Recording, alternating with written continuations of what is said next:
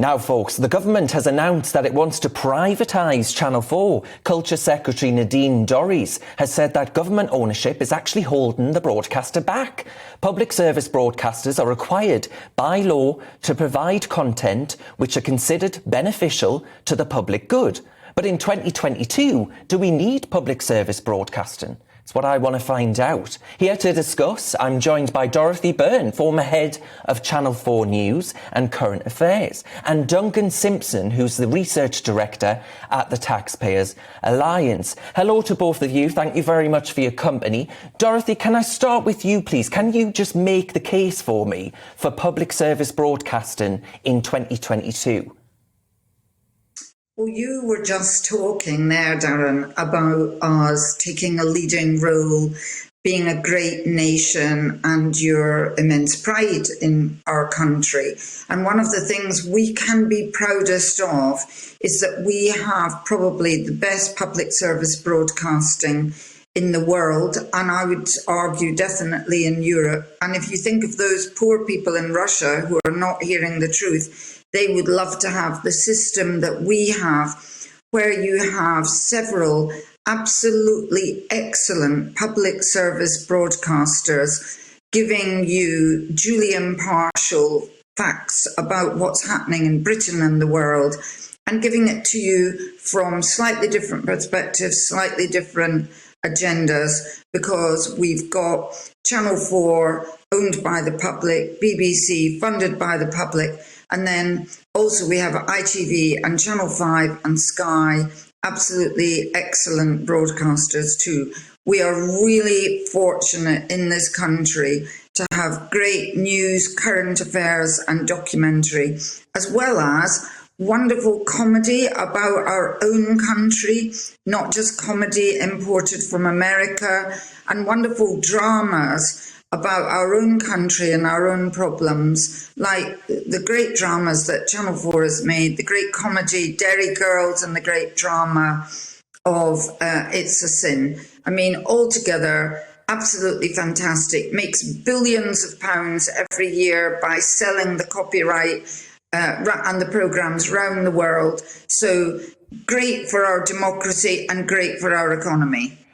Thank you, Dorothy. You missed our GBNews there, mind, but I'll let you off this once. Duncan, is British broadcasting... You're a new wonderful addition. Well, there we are. Thank you very much. Duncan, is British broadcasting under threat? As Dorothy says there, we've got a rich tapestry going back many years to be proud of. Are we actually putting that under threat by seeking to privatise or do down our public service broadcasters?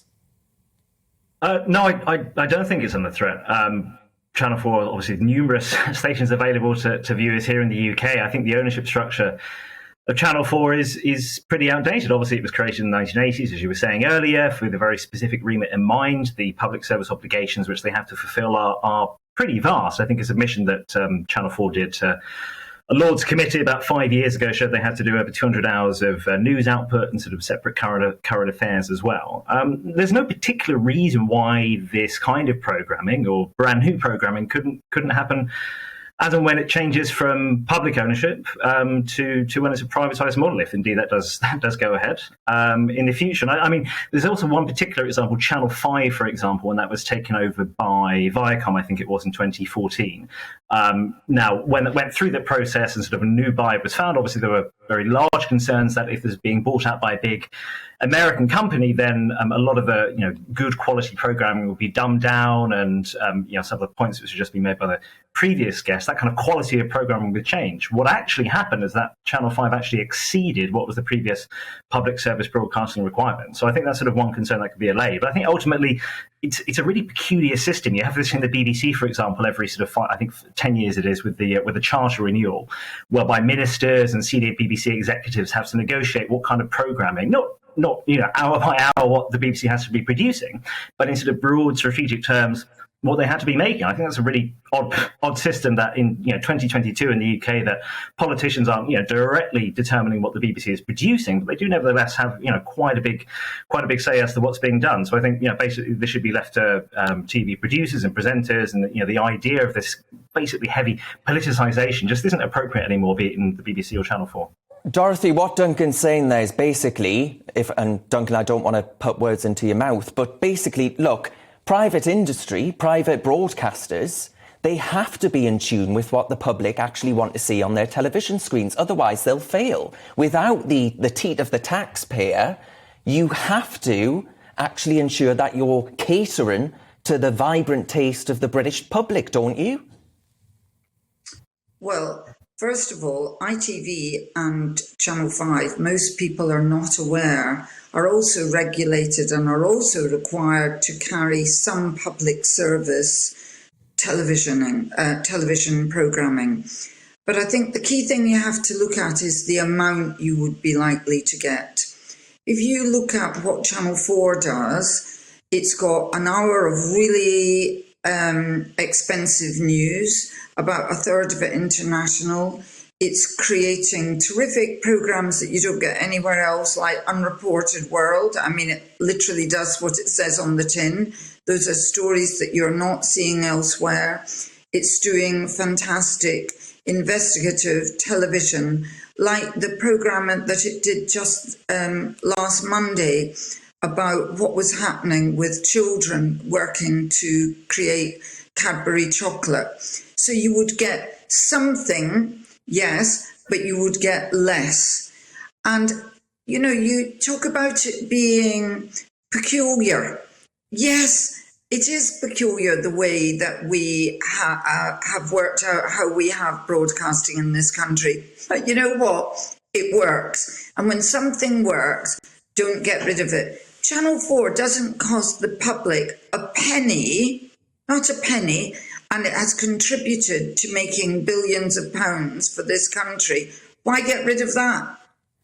Dorothy, before I let Duncan respond to that, would you accept that here at GBNews, for example, we're free to give everyone a platform to voice their opinions, and actually it's holding public service broadcasters back by not allowing them to have the same flexibilities and freedoms? I think you want two things, don't you? You want places where people can see opinions, such as the opinion that you just voiced, or in the Daily Mail or in the Guardian. But we know. Oh, I don't think I'd be found there anytime soon, Dorothy. Sorry? I don't think I'd be found on the pages of the Guardian anytime soon. But we know from massive research that Ofcom has done over years that the British people really value also duly impartial television news. That is the requirement for the main channels. Some people might disagree every now and then, was that really duly impartial or not? Well, there's a regulator they can complain to. Sometimes the regulator upholds those complaints. But as we saw in COVID, the British people really value being able to turn on, I have to admit it, mainly the BBC in a time of crisis and knowing that they're going to hear the duly impartial truth. So, Duncan, would you accept then, I know the Taxpayers Alliance have an Axe the TV tax campaign calling for an end and abolition of the TV licence. Do you accept that we would lose impartial broadcasting? No, I don't. Not in the current situation. Obviously, as Dorothy has enumerated, Ofcom, beyond public service broadcasting requirements, it's not just a matter of programming which has to be produced. There are restraints for all broadcasters in the UK at the moment, GBNews included, in terms of what they basically can and can't say. I mean, not for word, obviously, Darren. So, the current situation is that the way that broadcast and their news are seen in kind of esteemed impartial terms, it's very unlikely to change or where to get rid of this entirely. Another thing I say on Channel 4 as well, it is indeed the case that the taxpayer is not directly funding Channel 4. It is owned by the government, owned by us, but doesn't receive monies on a day-by-day basis. I mean, ultimately, that's, I think, actually quite instructive. But Channel 4 is basically a very commercially successful operation. I mean, the revenue from advertising last year, I think it was approaching £700 million. It's a huge source of their revenue, basically the main source of their revenue. So there's no particular reason why that wouldn't function in the future, both in terms of the output that Channel 4 is doing at the moment, as well as I think it's very unlikely that advertisers would turn their noses up at a company which has suddenly gone private. So, yeah. Overall, quite an obligation for quite a few of these companies, but there's no particular reason why this impartial nature couldn't change. And, of course, it should be moving to private hands at some stage. OK, thank you, Duncan. Dorothy, just really quickly there, I just want to ask you, in 2019 you were quoted as calling Boris Johnson a known liar. Do you think you're responsible, as the former head of the broadcaster or the news output, for Boris Johnson's desire to privatise Channel 4? I think that is nothing to do with it. I think that what the proposed privatisation of Channel 4 is all about is throwing a bit of red meat to his right-wing supporters.